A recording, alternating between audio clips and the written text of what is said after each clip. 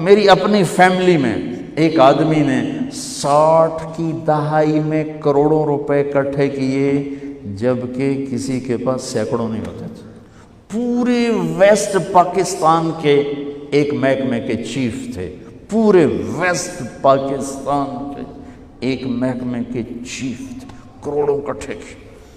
ان کے مرنے کے بعد ایک دن ان کا بیٹا کہہ رہا تھا، کاش ہمارا باپ ہمارے لیے حلال چھوڑ کے جاتا تو کوئی دن خوشی کا ہم بھی دیکھ لیتے۔ کاش ہمارا باپ ہمارے لیے حلال چھوڑ کے جاتا تو کوئی دن خوشی کا ہم بھی دیکھ لیتے۔ کیا فرمایا؟ من امسا کالن بعمل یدہ امسا مغفورا لہ، جو صبح سے شام تک حلال کمانے میں تھکتا ہے اس کے اس دن کے سارے گناہ معاف ہو جاتے۔ ایک صحابی سعد بن معاذ، وہ سامنے بیٹھے تھے تو ان کے ہاتھوں پہ نظر پڑی تو وہ سخت ہارڈ مزدوروں والے۔ آپ نے کہا سعد یہ تیرے ہاتھوں کو کیا ہوا، اتنے ہارڈ سخت کیوں ہیں؟ کہا یا رسول اللہ بچوں کے لیے سارا دن خود مزدوری کرتا ہوں تو یہ ہاتھ ہو گئے۔ تو دیکھو مجھے سارے۔ آپ نے سعد کا ہاتھ پکڑا اور سب کو دکھا کے اس کو ایسے چوما اور پھر فرمایا بچوں کو حلال کھلاتے ہوئے جو ہاتھ ایسے ہو جائے گا اس پہ دوزخ کی آگ حرام ہو جائے گی۔ آپ دفتر جا رہے ہیں حلال کما رہے ہیں، آپ جنت کما رہے ہیں۔ آپ بازار جا رہے ہیں حلال کما رہے ہیں، آپ جنت کما رہے ہیں۔ آپ کھیت میں ہل چلا رہے ہیں حلال کر رہے ہیں، آپ جنت کما رہے ہیں۔ اور یہ تھوڑا پیپر ہے، حلال تھوڑا ہوتا ہے، حرام زیادہ ہوتا ہے۔ یہ چھوٹا سا پیپر ہے اس میں، لیکن حلال میں برکت ہوتی ہے، حرام میں برکت نہیں ہوتی۔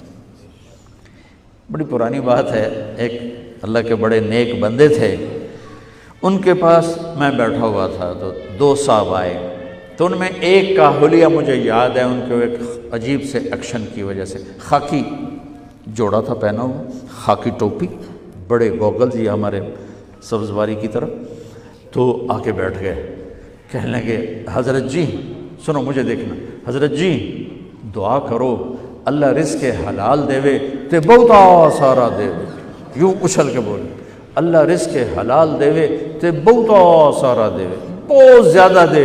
انہوں نے بڑے پولے منہ سے کہا حلال تا تھوڑا ہی لبو، حلال تا تھوڑا ہی لبو۔ مجھے یہ واقعہ نہیں بھولتا، انہوں نے کہا حلال تھوڑا ہے حرام زیادہ ہے، لیکن جو برکت حلال میں ہے اللہ کی قسم آپ قبروں میں بھی جاؤ گے تو ٹھنڈک محسوس کرو گے۔ تو میرے بھائیوں یہ PIA والے یا جو جتنے آئے ہو اس ایک حدیث پہ عمل کر لو، دیانتداری، سچائی، اچھے اخلاق، رزق حلال، تو ہمارا پاکستان یوں اوپر اٹھ جائے گا، ہم بھی اٹھ جائیں گے۔ صرف ایک PIA کی بات نہیں، ہر ادارہ زندہ ہو جائے گا۔ ابھی تو صرف PIA والے نہیں بیٹھے ہوئے، ہر طبقے کے لوگ بیٹھے ہوئے ہیں۔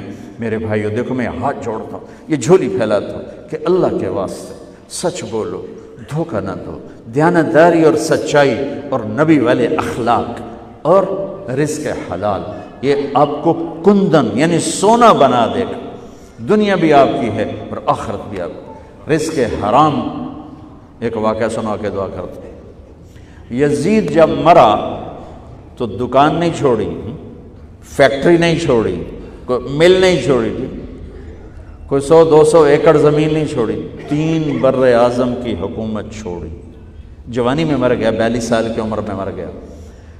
3 بر اعظم کی حکومت اس طرح چھوڑ کے مرا کہ سب دشمن اس نے دبا دیے تھے، اور اس کا بیٹا 22 سال کی عمر میں تخت پہ بیٹھا، معاویہ بن یزید رحمت اللہ علیہ رضی اللہ عنہ۔ 3 بر اعظم، جوڑیا بازار کی دکان نہیں ہے، کوئی ٹیکسٹائل مل نہیں، 3 بر اعظم کی حکومت پر بیٹھا، 22 سال کی عمر، ایک دشمن نہیں چھوڑا باپ نے۔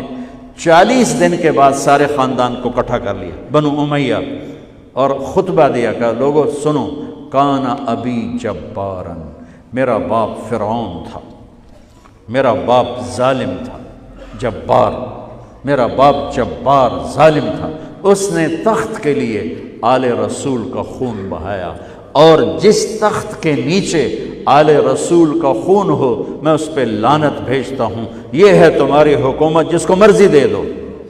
3 بر اعظم کی حکومت چھوڑ دی اور گھر میں گیا، اور جنازہ باہر نکلا، پھر خود نہیں نکلا۔ اس سے مراد ہے اتنی خلوت میں چلا گیا، اتنی تنہائی میں چلا گیا کہ بس اپنے مصلے کو سنبھالا اور اللہ اللہ کرتے اپنے رب سے جا کے مل گیا۔ باپ کیسے ملا ہوگا اور وہ کیسے جا کے ملا۔ تو اگر اللہ اس کے رسول کو راضی کرنے کے لیے 3 بر اعظم چھوڑے جا سکتے ہیں تو جھوٹ کیوں نہیں چھوڑا جا سکتا؟ دھوکے کو کیوں نہیں چھوڑا سکتا؟ بچوں کو حلال کھلاؤ، اللہ کی قسم وہ کندن بنیں گے، وہ سونا بنیں گے، وہ گھنی چھاؤں بنیں گے۔ آپ قبروں میں مزے کریں گے، وہ دنیا میں مزے کریں گے۔ حرام اکٹھا کر کے ہم قبروں میں برباد ہوں گے، وہ دنیا میں برباد ہوں گے۔